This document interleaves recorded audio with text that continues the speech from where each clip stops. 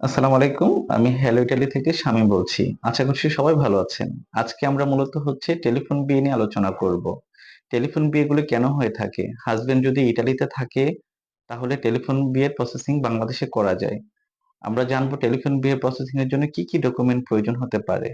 বাংলাদেশ থেকে যে ডকুমেন্টগুলো প্রয়োজন হবে সেটা হচ্ছে টেলিফোন ম্যারেজ সার্টিফিকেট, নিকাহনামা, ফ্যামিলি সার্টিফিকেট, আর থার্ড যেটা লাগবে বিয়ের সময় আপনাদের সেটা হচ্ছে ছবি অথবা ভিডিও লাগবে।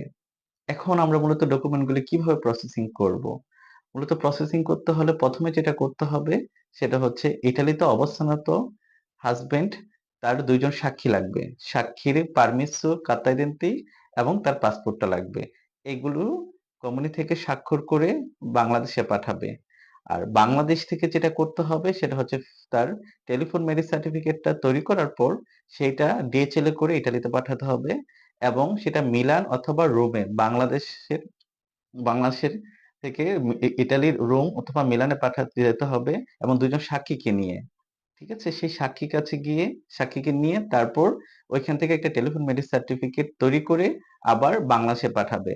দেন সবগুলি কাগজ ডকুমেন্ট রেডি করে তারপর বিএফএস এ জমা দিতে হবে অ্যাপয়েন্টমেন্ট নিয়ে। তাহলে আজকে আমরা জানতে পারলাম যে কিভাবে টেলিফোন ম্যারেজ সার্টিফিকেটটা তৈরি করা হয়ে থাকে। আমি আবারও বলছি, টেলিফোন ম্যারেজ সার্টিফিকেটটা তৈরি করার সময় খুব কেয়ারফুলি ভাবে তৈরি করতে হবে। যাতে বিএফএস এর যে ডকুমেন্ট আছে সেই ডকুমেন্ট গুলো সবগুলো ফুলফিল আপ করে তারপরে জমা দিতে হবে। তো সবাই ভালো থাকবেন, সবাই সুস্থ থাকবেন।